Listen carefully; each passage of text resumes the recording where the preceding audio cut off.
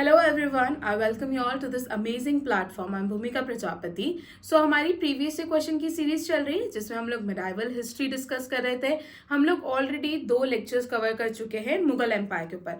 आज हमारा third part रहेगा मुगल एम्पायर पर, जिसमें हम औरंगजेब, जहांगीर और शाहजहां से रिलेटेड जितने भी इंपॉर्टेंट क्वेश्चन है उसे डिस्कस करेंगे. ओके, तो चलिए बिना टाइम वेस्ट करे हमारा लेक्चर स्टार्ट करते हैं. तो प्रीवियस से क्वेश्चन की सीरीज है, चैप्टर वाइज सारी चीजें डिस्कस करें. मुगल एम्पायर पार्ट 3 जो है हमारा आज का टॉपिक है. स्टार्ट करते हैं हमारे फर्स्ट क्वेश्चन से. हमारा फर्स्ट क्वेश्चन है, which Mughal emperor reintroduce the jizya tax on non Muslim. तो ये जो जिजिया टैक्स है ये नॉन मुस्लिम से मतलब हिंदूज पे लगाया जाता था. इस टैक्स को अबॉलिश कर दिया था, बैन कर दिया था अकबर ने. बट इसे फिर से जो है रीइंट्रोड्यूस किसने करा था? तो इसे फिर से रीइंट्रोड्यूस करा था औरंगजेब ने. ठीक है, तो फर्स्ट क्वेश्चन का आंसर हो गया हमारा औरंगजेब. 1679 में औरंगजेब ने जिजिया टैक्स को फिर से रीइंट्रोड्यूस करा था. ये वो टैक्स था जो कि नॉन मुस्लिम्स मतलब हिंदूज पर इम्पोज किया जाता था, जिसे अकबर ने अबॉलिश कर दिया था. ये पॉलिसी रिफ्लेक्ट करती है औरंगजेब की जो ऑर्थोडॉक्स रिलीजियस व्यू है उसे क्या करती है? रिफ्लेक्ट करती है. नेक्स्ट क्वेश्चन की तरफ बढ़ते हैं. नेक्स्ट क्वेश्चन है हमारा, Aurangzeb's reign marked the longest rule among the Mughal emperors. Aurangzeb ने कितने साल तक रूल करा था, मतलब सबसे लंबे समय तक इन्होंने पूरे मुगल जितने भी एम्परर्स रहे, जितने भी रूलर्स रहे, उसमें से सबसे लंबे समय तक इन्होंने रूल करा था. That is for 51 years. तो इसका करेक्ट आंसर क्या हो जाएगा? Option D, 51 years. तो करेक्ट आंसर क्या है हमारा? Option D. Next question, which Maratha leader was imprisoned by Aurangzeb and later escaped from Agra fort. ठीक है, वो कौन से मराठा रूलर थे? उनका नाम है शिवाजी. ठीक है, ऑप्शन ए इसका करेक्ट आंसर हो जाएगा. शिवाजी जो है एस्केप फ्रॉम आगरा फोर्ट 1666 में जब औरंगजेब ने क्या कर दिया था, इनको इम्प्रिजन कर दिया था. तो वो वहां से क्लेवर डिस्गाइजेस बनाकर मतलब अलग अलग भेष जो है इन्होंने अपना भेष बदला था और फिर वो वहां से उस फोर्ट से भागे थे. Which mark the turning point in Maratha Mughal relationship. Okay, चलिए तो करेक्ट आंसर क्या हो जाएगा इसका? Option A. नेक्स्ट क्वेश्चन है हमारा, What was the historical significance of Battle of Samugarh. ठीक है, बैटल ऑफ सामुगढ़ औरंगजेब और दारा शिकोह के बीच में थी. दारा शिकोह और औरंगजेब दोनों ही शाहजहां के बेटे थे और दोनों को एक स्ट्रॉन्ग कंटेंडर माना जा रहा था. बेसिकली शाहजहां की डेथ के बाद वॉर ऑफ सक्सेशन चला था 4 भाइयों के बीच में. तो उसमें से एक बैटल हुआ था, that is battle of Samugarh. ये किसके बीच में हुआ था? औरंगजेब और दारा शिकोह के बीच में हुआ था. बट इसमें औरंगजेब ने दारा शिकोह को डिफीट कर दिया था और फिर वो फाइनली थ्रोन पर बैठ गए थे. ठीक है, सो नेक्स्ट रूलर कौन बने थे शाहजहां के बाद? तो वो है औरंगजेब. ये जो बैटल था, this was part of the Mughal war of succession. As I said, Aurangzeb की victory it solidified his position as an emperor. Okay, तो करेक्ट आंसर क्या हो जाएगा इसका? ऑप्शन ए, औरंगजेब ने दारा शिकोह को डिफीट कर दिया था. बैटल ऑफ सामुगढ़ की अगर हम बात करें तो यहाँ पर आपको डिटेल्स देखने को मिलेगी. ठीक है, कब हुआ था? 1658 में हुआ था. सामुगढ़ इज अ प्लेस जो कि आगरा से आप कह सकते हैं 10 माइल्स ईस्ट की तरफ आपको ऑलमोस्ट देखने को मिलेगा. कौन कौन थे? तो औरंगजेब और मुराद बख्श, ये दोनों एक साथ थे. ये एक अलाई थी और दूसरी तरफ दारा शिकोह थे. इन दोनों ने मिलकर दारा शिकोह को क्या कर दिया था? डिफीट कर दिया था. सक्सेशन वॉर, इसका कॉज यहाँ पर पूछा है, बैकग्राउंड क्या चल रहा है, रीजन क्या था इस बैटल के होने का. तो वॉर ऑफ सक्सेशन चल रहा था शाहजहां के 4 बेटों में, जिसमें से लास्ट 2 जो कंटेंडर्स थे वो कौन थे? दारा शिकोह और औरंगजेब. ठीक है, जबकि शाहजहां भी चाहते थे कि दारा शिकोह जो है थ्रोन पर बैठे, है ना. तो दारा शिकोह ये एल्डेस्ट सन थे. ठीक है, एंड औरंगजेब ने दारा शिकोह को चैलेंज करा था थ्रोन के लिए. रीजन क्या था कॉन्फ्लिक्ट का? तो struggle for Mughal throne. Definitely जब शाहजहां बीमार थे तब जो है ये सारी चीजें चल रही थी. औरंगजेब, इनका काफी डिफेंसिव अप्रोच था. इन्होंने जियोग्राफी और कैवलरी को इफेक्टिवली यूज करा था. वेरेस दारा जो है वो हेविली जो आर्टिलरीज होती है उस पर डिपेंड कर रहे थे और ट्रूप नंबर्स पे काफी ज्यादा उन्होंने डिपेंड करा था. आउटकम क्या रहा है? तो औरंगजेब यहाँ पे जीत गए. औरंगजेब और मुराद बख्श साथ में थे, यहाँ पर वो जीत जाते और दारा शिकोह जो है वो यहाँ पर क्या होते हैं? उनकी हार होती है. और यहीं पर जो है नेक्स्ट रूलर कौन बनते हैं हमारे? तो बनते हैं औरंगजेब. ओके, चलिए नेक्स्ट क्वेश्चन देखते हैं. Which Sikh ruler was executed by Aurangzeb. कौन से सिख रूलर को औरंगजेब ने एग्जीक्यूट करा था? इसका करेक्ट आंसर है गुरु तेग बहादुर. इंपॉर्टेंट क्वेश्चन है. बेसिकली ही वांटेड कि जो गुरु तेग बहादुर है वो मुस्लिम में कन्वर्ट हो जाए, मतलब वो चाहते थे कि वो अपना रिलीजन कन्वर्ट कर ले, जिसके लिए गुरु तेग बहादुर ने डिनाई कर दिया था कि वो ये कन्वर्जन नहीं चाहते हैं, इसलिए एग्जीक्यूट किसने कर दिया था इनका, औरंगजेब ने इनको क्या कर दिया था, एग्जीक्यूट कर दिया था। तो औरंगजेब ने गुरु तेग बहादुर को एग्जीक्यूट करता 1675 में। क्यों? क्योंकि जो गुरु तेग बहादुर हैं ही अपोज जो ये रिलीजियस कन्वर्जन्स कर रहे थे, मुगल एम्पायर में जो रिलीजियस कन्वर्जन्स चल रहे थे, इसका उन्होंने अपोज करा था। इनफैक्ट औरंगजेब भी चाहते थे कि ये भी अपना रिलीजन कन्वर्ट कर ले। सो Aurangzeb demanded Guru to convert to Islam, ठीक है, बट उन्होंने क्या कर दिया, रिफ्यूज कर दिया, लीडिंग टू हिज एग्जीक्यूशन। और ये एक वार्निंग थी कि अगर कोई भी रेजिस्ट करेगा मुगल एम्पायर में तो उनको इसी तरीके से एग्जीक्यूट किया जाएगा, इसलिए उन्होंने गुरु तेग बहादुर को क्या करा था, एग्जीक्यूट कर दिया था। बातें समझ में आई क्यों उन्होंने इस्लाम को एक्सेप्ट करने से इनकार कर दिया था, दैट्स व्हाई। नेक्स्ट क्वेश्चन है, हु इंट्रोड्यूस दो अस्पा एंड सी अस्पा सिस्टम, ठीक है, दो अस्पा और सी अस्पा सिस्टम कौन इंट्रोड्यूस करा था। सो ये जिस तरीके से अकबर का मनसबदारी सिस्टम था ना, सेम वे में जहांगीर ने जो है दो अस्पा और सी अस्पा सिस्टम को क्या करा था, इंट्रोड्यूस करा था। सिमिलर है ये हमारे मनसबदारी सिस्टम से। कौन इंट्रोड्यूस करा है, जहांगीर। इसमें बेसिकली जो मनसबदारी सिस्टम था उसमें भी इसमें मॉडिफिकेशंस लाए गए थे। यहाँ पर नोबल्स जो थे they were allowed to maintain a large number of troops without raising their izzat rank. तो वो अपनी इज्जत रैंक को रेज करे बिना जो है नंबर ऑफ ट्रूप्स की संख्या क्या कर सकते थे, बढ़ा सकते थे, मेंटेन कर सकते थे अपने पास। कौन, नोबल्स। ओके, तो याद रखना दो अस्पा और सी अस्पा जहांगीर इंट्रोड्यूस करे थे, राइट। नेक्स्ट क्वेश्चन की बात करें, consider the following statements about the Mughal मनसबदारी system. Mughal मनसबदारी system की अगर हम बात करें, अगर आपने कल का लेक्चर ढंग से देखा होगा तो उसमें मैंने आप लोगों को बताया था कि एक स्लाइड मैंने पॉज करी थी, ढंग से पढ़ लेना। सो अगर आपने उसे ढंग से पढ़ा होगा तो इसका आंसर आपसे इजीली बनेगा। यहाँ पे कहा गया है कि जत और सावर जो है ये रैंक्स ग्रांट की जाती थी मनसबदारी सिस्टम में, बिल्कुल करेक्ट है, ठीक है। मनसबदारी सिस्टम हेरिडिटरी था, बिल्कुल भी नहीं, ठीक है, बिल्कुल भी नहीं, हेरिडिटरी नहीं था। There were 3 categories of mansabdar, यहाँ पर मनसबदार की 3 कैटेगरीज थी, ये बात भी सही है, ठीक है। उसके बाद they were paid salaries by diwan office, दीवान के ऑफिस से इन लोगों को सैलरी दी जाती थी, बिल्कुल भी नहीं।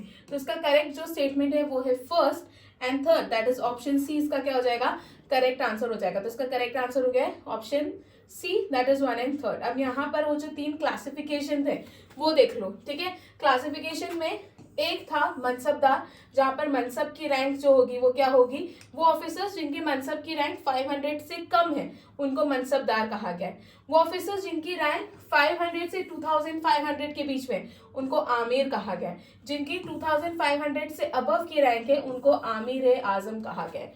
तो मनसबदार, आमिर और आमिर आजम, ये 3 क्लासिफिकेशंस था। तो ये स्टेटमेंट हमारा जो पूछा गया था वहां पर वो क्या हो जाता है, करेक्ट हो जाता है। अब आप लोग देख लीजिए, हमारा हिस्ट्री का जो है कोर्स लॉन्च हो चुका है, जिसमें एंशिएंट, मेडाइवल और मॉडर्न हिस्ट्री ये मैं पढ़ाने वाली हूँ। आप लोग पूजा जैन क्लासेस ऐप डाउनलोड कर सकते हैं प्ले स्टोर से, वहाँ पर आप इस कोर्स को परचेस कर सकते हैं। उसमें एक डेमो लेक्चर अटैच किया गया है, मेक श्योर वो डेमो लेक्चर को देखिए, फिर समझिए कि लेक्चर परचेस करना चाहिए या नहीं, वो वर्थ इट रहेगा कि नहीं, आपके एग्जाम पॉइंट ऑफ व्यू से मैं पढ़ा रही हूँ या नहीं, वो सारी चीज़ें वो एक डेमो लेक्चर से आपको समझ में आ जाएगा, ठीक है। इसके अलावा सभी वनडे एग्जाम्स के लिए हेल्पफुल है ना, यूपीएससी फाउंडेशन ले लो, state PSC, SSC, railway, defence, ठीक है। तो ये सभी एग्जाम्स के लिए क्या है, इंपॉर्टेंट है, ओके। इसके अलावा मंथली मैगजीन आ गई है हमारी, है ना, और इसमें आपको ये अक्टूबर की मंथली मैगजीन है, यहाँ पर आपको सारी न्यूज एक जगह कंपाइल देखने को मिलेगी। आप एसएससी की प्रीवियस ईयर ई बुक खरीद सकते हैं, सिर्फ 69 रुपीज़ की है, पूजा जैन क्लासेस ऐप पे ये अवेलेबल है, आप इसे भी परचेस कीजिए अगर आप एसएससी की तैयारी कर रहे हैं, क्योंकि आपको पता होना चाहिए कि एसएससी किस तरीके के क्वेश्चंस पूछ रहा है। तो वो प्रीवियस ईयर क्वेश्चंस यहाँ पर history, polity, geography, economics, computer, सारी चीजें जो है एक जगह आपको कंपाइल देखने को मिलेगी, है ना। चलिए, इतना समझ में आ गया, क्वेश्चन की तरफ बढ़े अब हम लोग, ओके। नेक्स्ट क्वेश्चन देख लेते हैं, किसके रीन में ट्रीटी ऑफ चित्तौड़ जो है साइन की गई थी between Mughal and Rana of Mewar, तो वो किसके रीन में हुआ था, तो ये जहांगीर के टाइम पर हुआ था।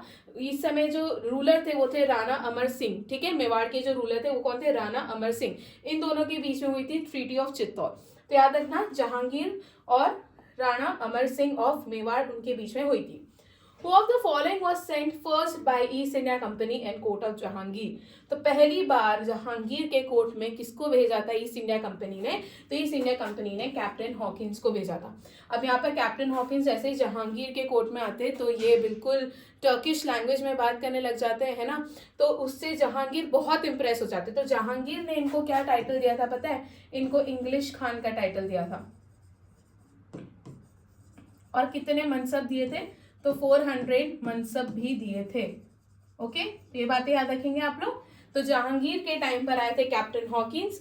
कब आए थे? तो 1609 में आए थे। क्यों आए थे? बिकॉज ये सूरत में इंग्लिश फैक्ट्री इस्टेब्लिश करना चाहते थे।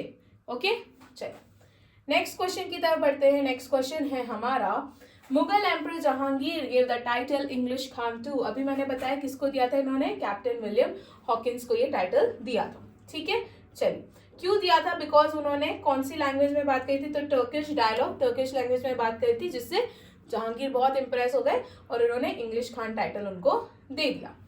Next is sir Thomas Roe came to India as a British ambassador during the reign of. तो एक तो हो गया कैप्टन हॉकिंस, उसके अलावा सर थॉमस रो भी किसके टाइम पर आए थे? तो ये जेम्स वन जो कि प्रिंस थे उस समय इंग्लैंड के, तो उनके एम्बेसडर के तौर पे थॉमस रो आए थे। अगेन जहांगीर के टाइम पर ही आए थे। ठीक है, तो दोनों याद रखना, जहांगीर के टाइम पर थॉमस रो भी आए थे एंड कैप्टन विलियम हॉकिंस भी आए थे। चलिए नेक्स्ट क्वेश्चन है, which throne was build by Shah Jahan. Shah Jahan ने कौन सा थ्रोन बनवाया था? तो शाहजहां ने पिकॉक थ्रोन बनाया था। ठीक है, तो इसका करेक्ट आंसर क्या हो जाएगा? Option C, that is peacock throne. Next question है हमारा, which of the following Mughal emperor wrote his autobiography in Persian. तो वो कौन से मुगल एम्परर थे जिन्होंने पर्शियन में अपनी ऑटोबायोग्राफी लिखी थी? तो वो थे जहांगीर। इनकी ऑटोबायोग्राफी का नाम था तुजुक ए जहांगीरी। ठीक है, बाबर ने कौन सी लैंग्वेज में लिखी थी? टर्किश लैंग्वेज में। उनकी क्या नाम था? तुजुक ए बाबरी। ठीक है, तो ये भी चीज आप लोग याद रखना। तो जहांगीर ने पर्शियन लैंग्वेज में अपनी ऑटोबायोग्राफी लिखी थी, जिसका नाम है तुजुक ए जहांगीरी। ठीक है, जहांगीरी। नेक्स्ट क्वेश्चन की तरफ बढ़ते हैं। Question number 14, which famous mosque was built by Shahjahan. तो शाहजहां ने कौन सा मस्जिद का निर्माण करवाया था?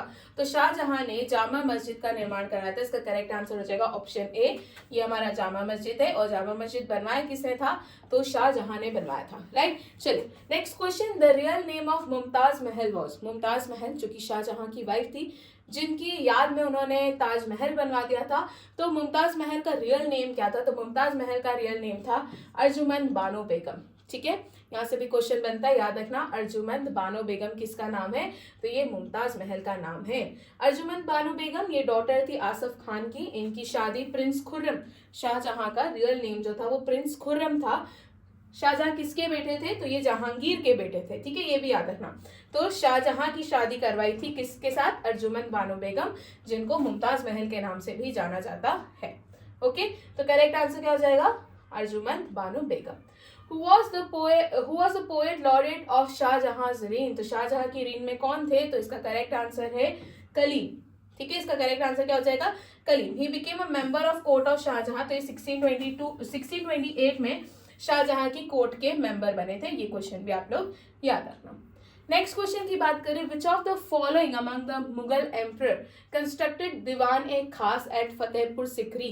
तो अगर मैक्सिमम कंस्ट्रक्शंस की बात करें ना, सबके टाइम पे कुछ ना कुछ कंस्ट्रक्शन हुआ है, पर सबसे ज्यादा कंस्ट्रक्शन शाहजहां के टाइम पर हुआ है। राइट, क्या क्या इन्होंने? तो जामा मस्जिद एक हम देख चुके, इसके अलावा इन्होंने दीवान आम, दीवान खास, शीश महल, मोती मस्जिद, खास महल, ताजमहल, रेड फोर्ट, इन सभी चीजों का निर्माण करवाया था।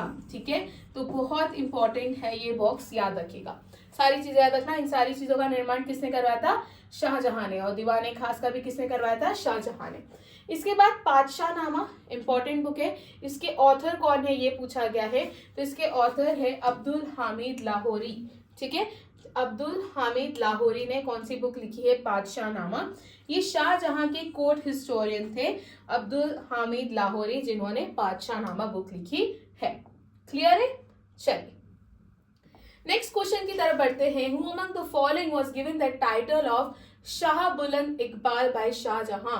तो शाहजहां ने शाह बुलंद इकबाल किसको कहा था, ये टाइटल किसको दिया था, तो उन्होंने उनके सबसे बड़े बेटे दारा शिकोह को दिया था। क्यों दिया था, बिकॉज इन्होंने उपनिषद का जो है ट्रांसलेशन करा था।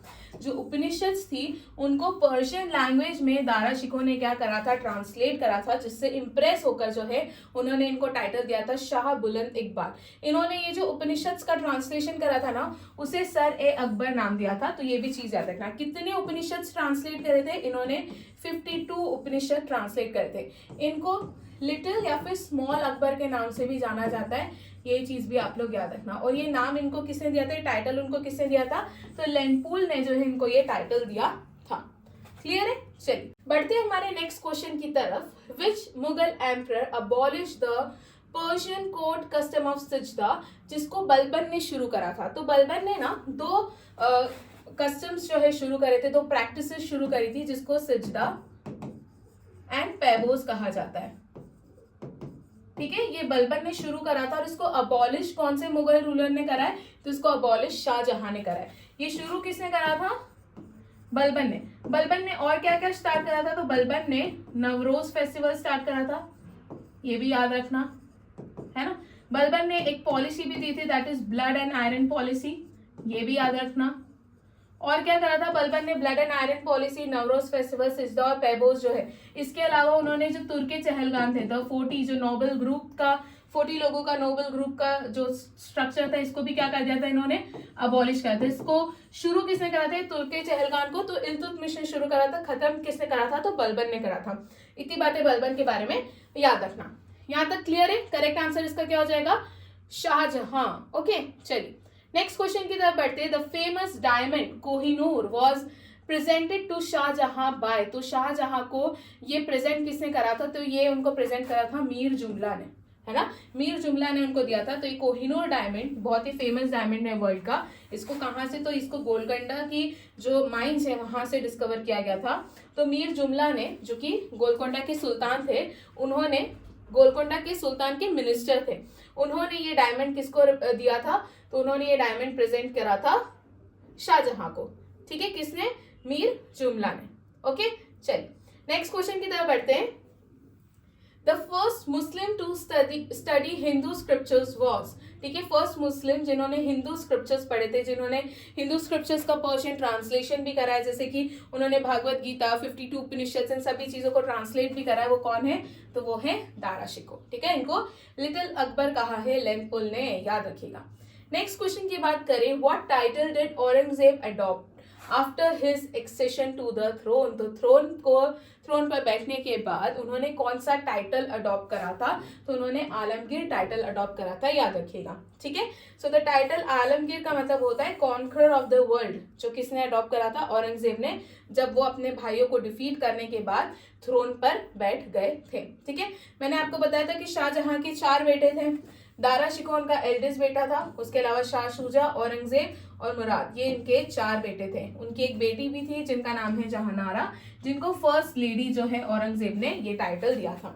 ठीक है, ये बात आप लोग याद रखेंगे। चलिए, तो 4 बेटे थे। अब इनके बीच में कौन से बैटल्स हुए ना, उसे जरा क्विकली देख लो, इंपॉर्टेंट है। ये वॉर ऑफ सक्सेशन है, कौन कौन से बैटल हुए, जैसे कि बहादुरगढ़ की लड़ाई 1658 में शाह शुजा और औरंगजेब के बीच में हुई थी, और इसमें कौन हार जाता है, शाह शुजा हार जाते, तो पिक्चर से एक भाई तो बाहर निकल गया, जो कौन था, शाह शुजा।